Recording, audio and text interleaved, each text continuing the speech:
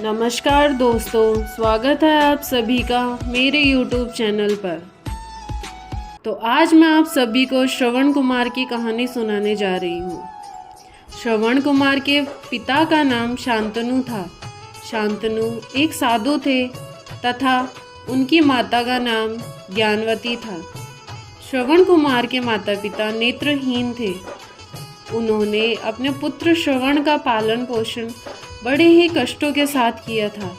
इसलिए अपने माता पिता के प्रति श्रवण कुमार के मन में अथाह प्रेम और श्रद्धा थी।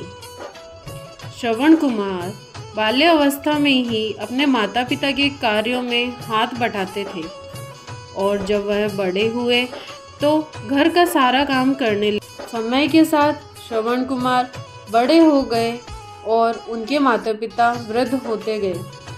उनके माता पिता की अंतिम इच्छा थी कि वह पूर्व तीर्थ यात्रा पर जाएं। उन्होंने अपनी इच्छा अपने पुत्र श्रवण कुमार को बताई।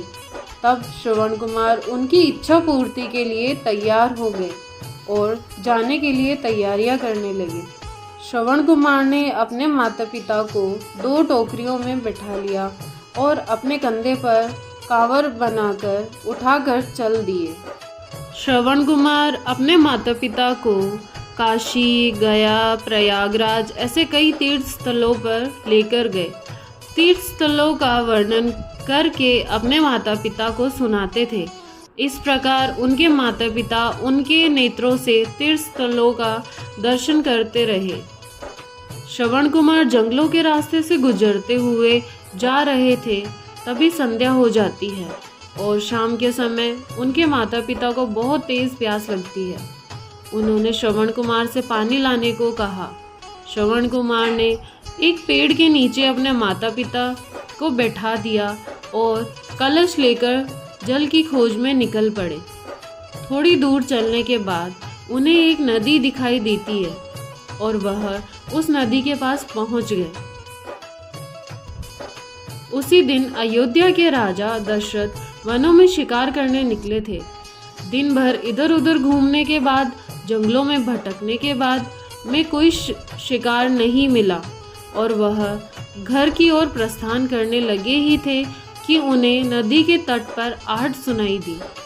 उन्होंने सोचा कि अवश्य कोई वन्य जीव नदी तट पर प्यास बुझाने आया हो।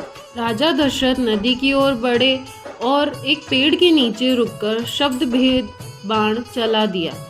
बाण आहट की ओर बढ़ रहा था, जो आहट राजा दशरथ को सुनाई दी थी, किंतु वह कोई वन्य प्राणी व जीव नहीं बल्कि श्रवण कुमार थे, जो अपने माता पिता के लिए जल लेने गए थे। बाण उनके सीने में जाकर लगा और वह पीड़ा से कहाराने लगे।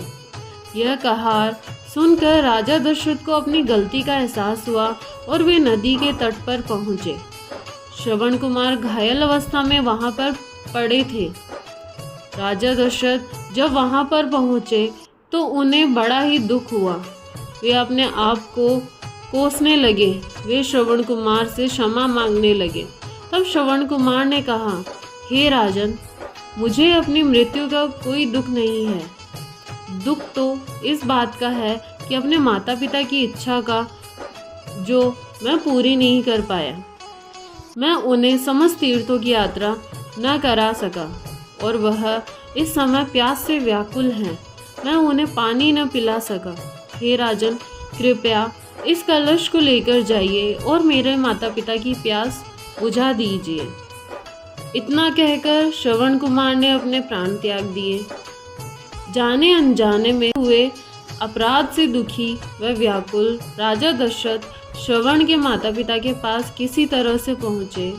श्रवण कुमार के माता पिता देख तो नहीं सकते थे, लेकिन वह चरणों की आहट सुनकर जान जाते थे कि उनका पुत्र श्रवण कुमार है, लेकिन इस बार श्रवण कुमार नहीं है। पिता द्वारा पूछने पर राजा दशरथ ने सारी घटना विस्तार पूर्वक बता दी। अपने पुत्र की मृत्यु का समाचार सुनकर माता पिता जोर जोर से विलाप करने लगे और उन्होंने राजा दशरथ को श्राप दे दिया कि तुम भी अपने पुत्र के वियोग में ऐसे ही तड़पोगे और तड़प तड़प कर अपने प्राण त्याग दोगे। इसी श्राप के कारण राजा दशरथ के बड़े पुत्र मर्यादा पुरुषोत्तम राम को 14 वर्ष का वनवास काटना पड़ा और राजा दशरथ अपने पुत्र वियोग में तड़पते हुए अपने प्राण त्याग दिए थे। कहानी के अंत में मैं बस यही प्रार्थना करूंगी कि भगवान हर किसी को श्रवण कुमार जैसा पुत्र दे।